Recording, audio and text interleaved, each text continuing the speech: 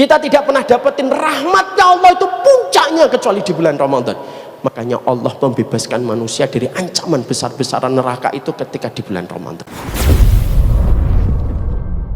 Apa keutamaan Ramadan itu? Keutamaan Ramadan untuk kita itu adalah, Bapak dan Ibu tahu nggak? Kenapa Ramadan, bulan puasa itu dinamakan Ramadan? Ada yang tahu?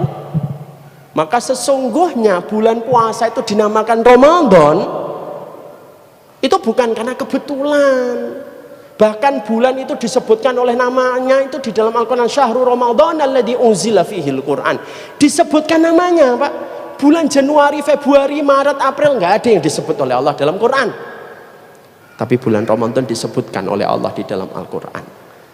Kenapa dinamakan Ramadan, bulan puasa kita? Imam Syaukani dalam kitabnya Fathul Qadir, salah satu ulama tafsir yang satu level dengan Imam Ibnu Katsir, mengatakan dinamakan Ramadan itu karena ada dua pertimbangan. Satu bahasa, yang kedua istilah.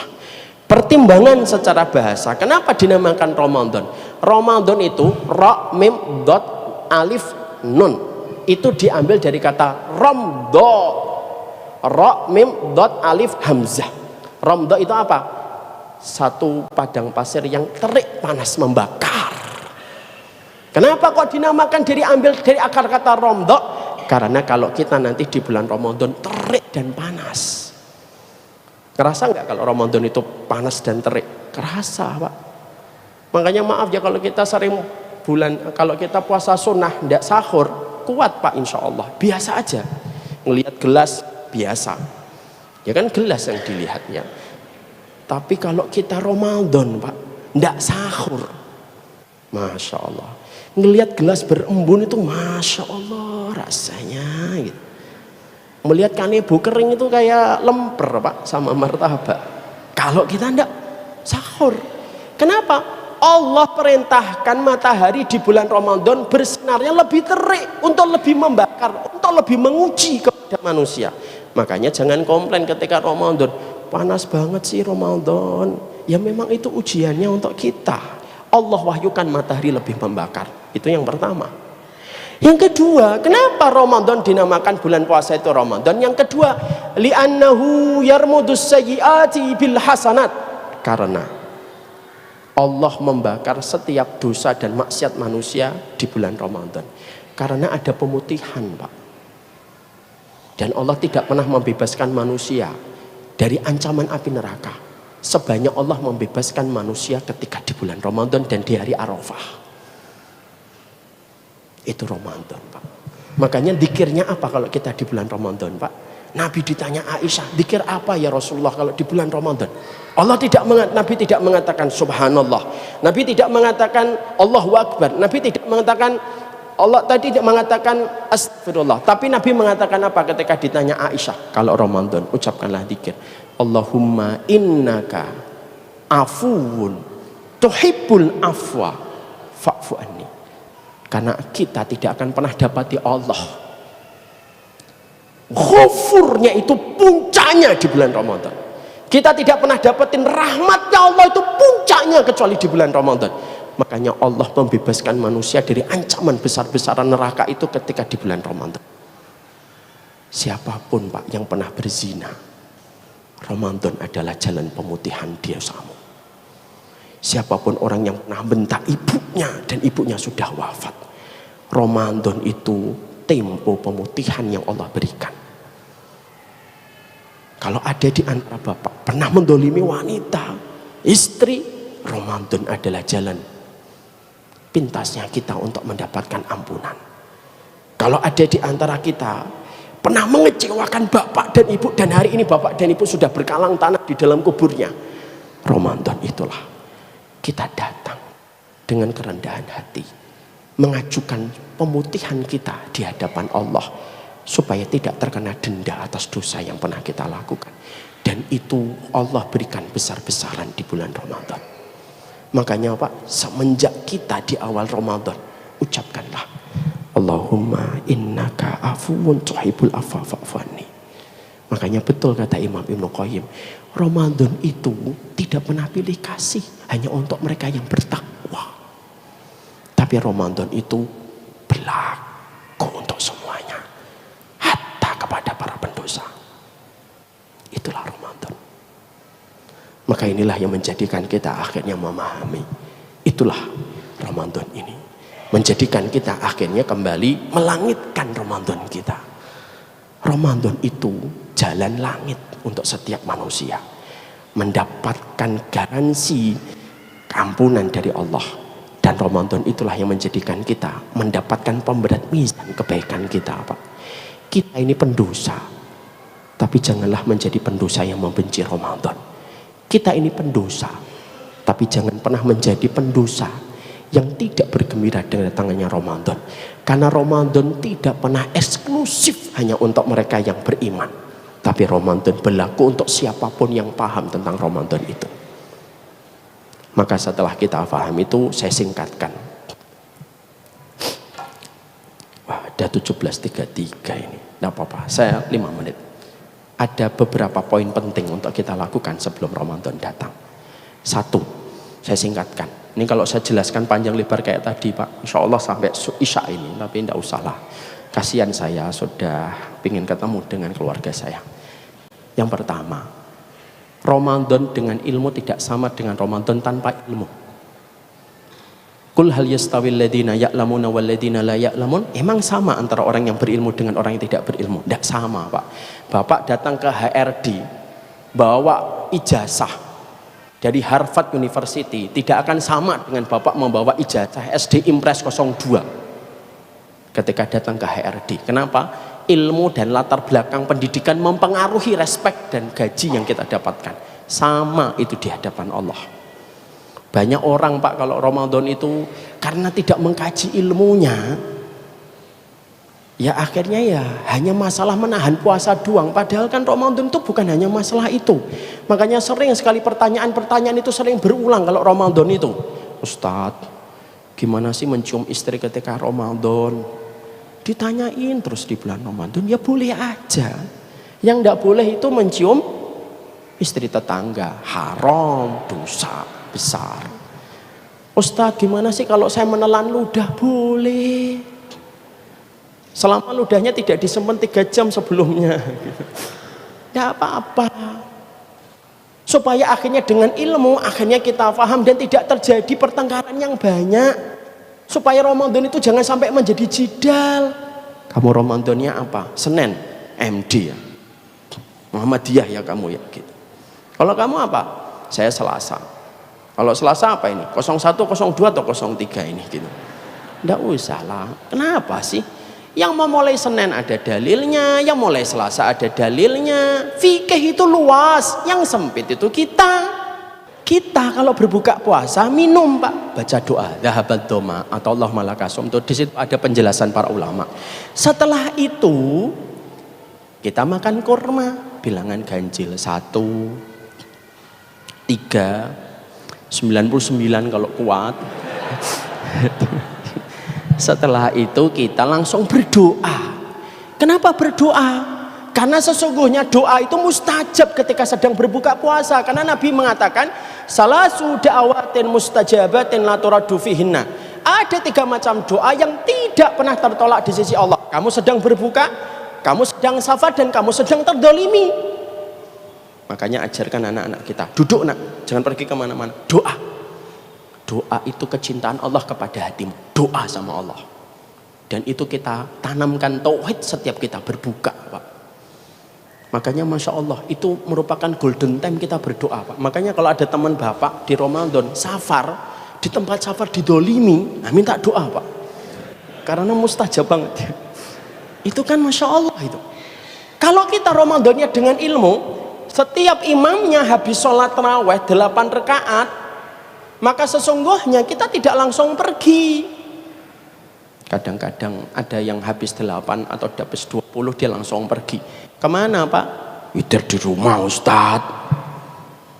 Padahal maaf, bukan salah, bukan dosa, tapi maaf, Rasulullah bersabda, man shalla ma'al imam hatta yansarifa kutiba lahu qiyamul lailah. Siapapun yang sholat bersama imam sampai bubar, maka dia akan mendapatkan pahala keutamaannya itu sholat malam semalam suntuk. Dan itu besar, dan itu terkadang tidak jadi kita dapatkan. Kapan? Kalau kita putus di tengah-tengah. Beda Pak. Sahur jam 3 Pak. Jangan langsung sahur kalau kita tahu ilmunya. Jam 3 istighfar Pak. Matikan itu televisi yang hanya kadang-kadang hanya berisi dengan lelucon dan jenaka. Allah lagi turun ke langit dunia. Baca istighfar. Nanti dari 3:30 kalau bisa sahurnya semakin diakhirkan. Sahur 3:30 sama jam 4 lebih utama mana Pak? Jam 4. Jam 4 sampai jam 4:10 lebih utama mana? Jam 4:10. Jam 4:10 sampai jam 7:15 lebih utama. Lebih utama jam 4:10 Pak. Semakin akhir gitu, maka lebih utama. Dan akhirnya Ramadan dengan ilmu itu menjadi keutamaan yang besar untuk kita. Itu yang pertama. Makanya maaf, saya tidak bisa nyampaikan ilmunya di sini. Kalau memang nanti malam hilalnya tidak kelihatan, besok kan hari libur Pak, ajak istrinya, ayo kita ngaji fikih Ramadan yuk. Kita buka internet, kita kaji bareng-bareng. Kenapa? Allah itu senang didatangi dengan ilmu, sebagaimana Allah benci didatangi dengan kebodohan. Kita pengen kerja Pak, di Pertamina, Telkomsel, BSI itu harus punya ijazah pendidikan minimal S1 Pak. Masuk surga kita tidak pakai ilmu? Itu analogi gampangnya. Satu. Yang kedua, tinggalkan debat. Debat mengeraskan hati. Kamu tarawihnya berapa? 23. MD. Kamu berapa? NU. Kamu berapa? 11. MD. Tidak usah lah. Sudahlah, semua insya Allah memiliki dalil dan itu merupakan warisan dari para ulama terdahulu. Saya tentunya Pak sedih kalau akhirnya kita masih memelihara tentang masalah perbedaan menjadi sebab permusuhan. Saya dulu tinggal di Kudus Pak, pernah saya ceritakan di sini kalau tidak salah. Di Kudus itu dulu waktu saya kecil itu masih agak-agak, isinya itu masih kuat. Sekarang sudah alhamdulillah lah. Dulu itu kalau di Kudus, seorang ustadz kalau naik mimbar ditunggu Pak. Bagaimana kalimat closingnya? Kalau dia mengucapkan wallahul muwafiq il aqwamit thoriq, NU. Kalau tadi misalkan kita mendapati ada seorang dai mengatakan wallahu alam bisawab, MD. Ada guru saya Pak, ngisi pengajian, tidak mau diciri dia. Dua-duanya dipakai. Wallahul muwafiq il aqwamit thoriq, wallahu alam bisawab. Orangnya bingung, NU atau MD? Sampai kapan kita bertengkar kayak gitu?